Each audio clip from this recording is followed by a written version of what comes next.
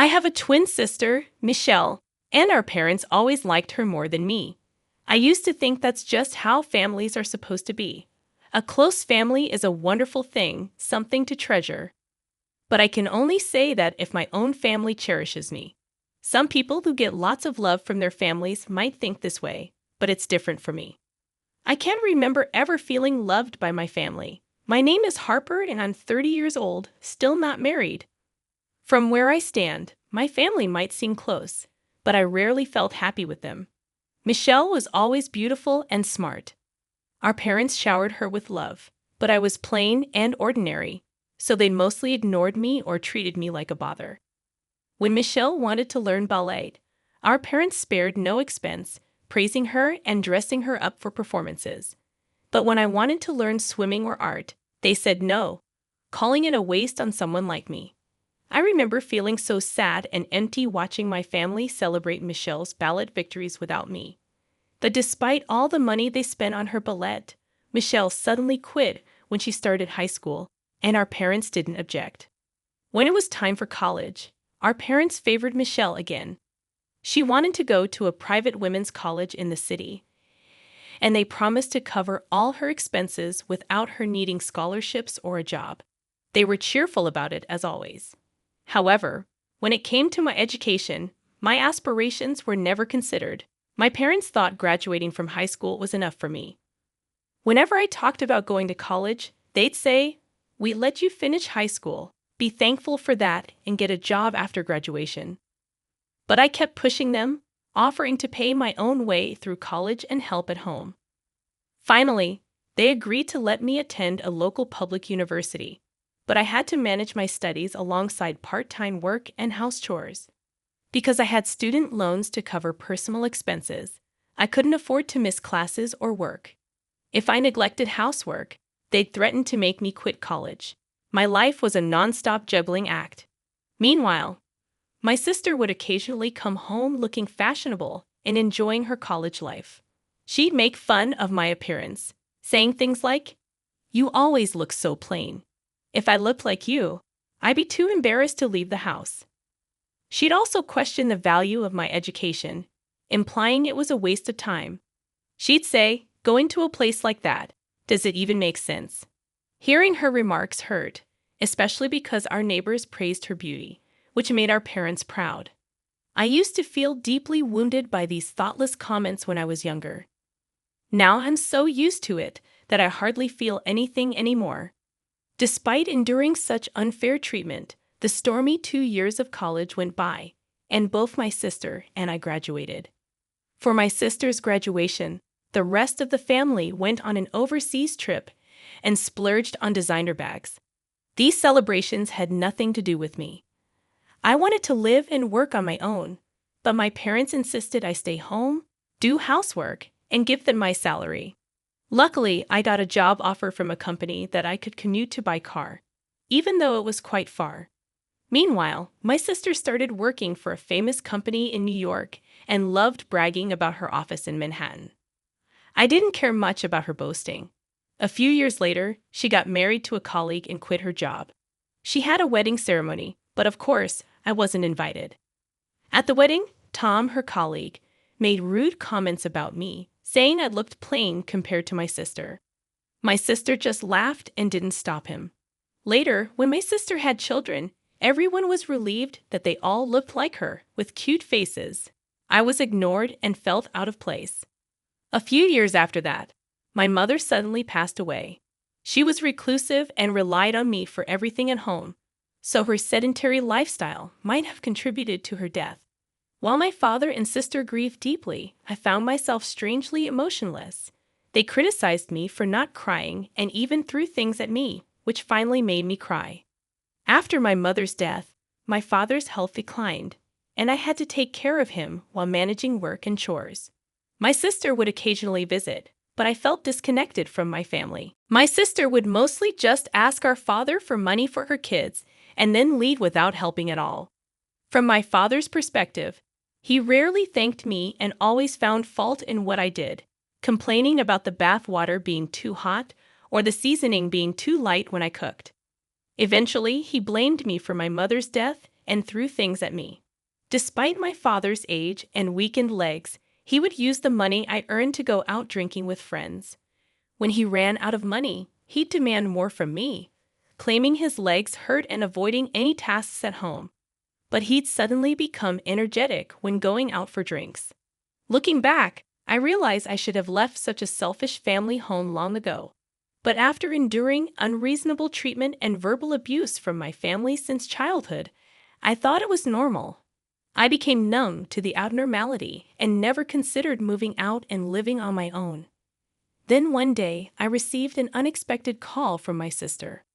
Before I could even say hello, she started yelling at me, asking how long I planned to squat in our family home. She announced that she had decided to come live with Dad. My sister suddenly called me and demanded that I move out immediately. She accused me of lingering at home to live comfortably off our mother's inheritance. This accusation troubled me because I didn't know about any inheritance. I decided to ask my father about it. When I confronted my father, he looked at me disdainfully and confirmed that he was indeed planning to live with my sister. He said he couldn't tolerate living with someone like me who couldn't do housework properly or get the bathwater temperature right. He praised my sister for offering to take care of him and surround him with his cute grandchildren.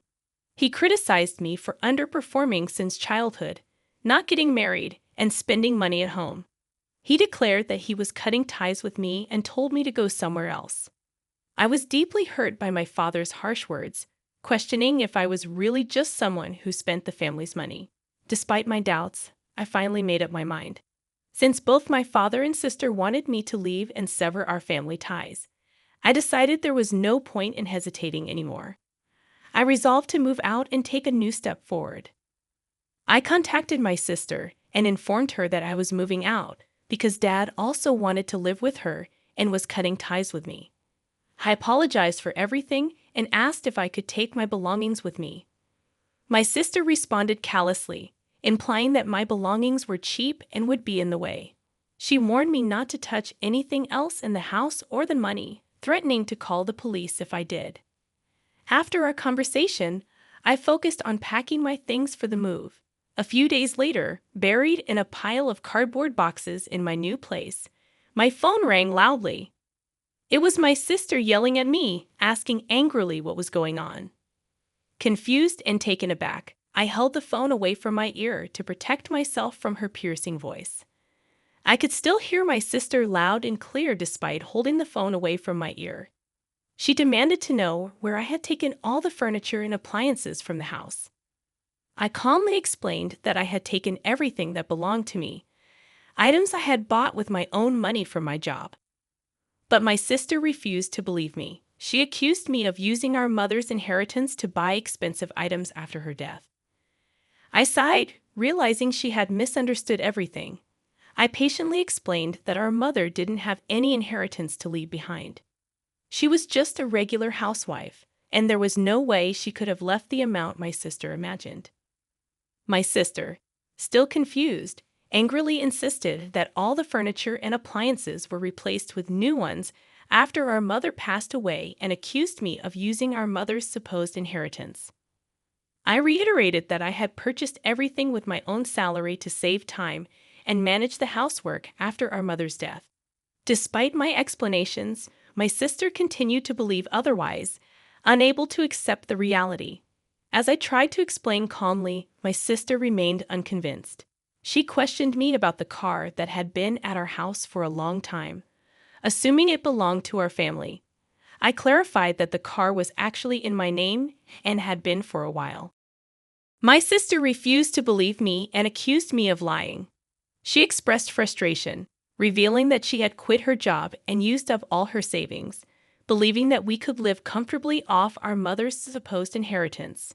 Now feeling stranded without transportation, she blamed me for her predicament.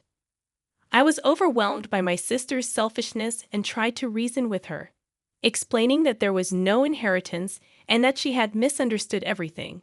However, she seemed fixated on the idea of living luxuriously off our mother's non-existent inheritance.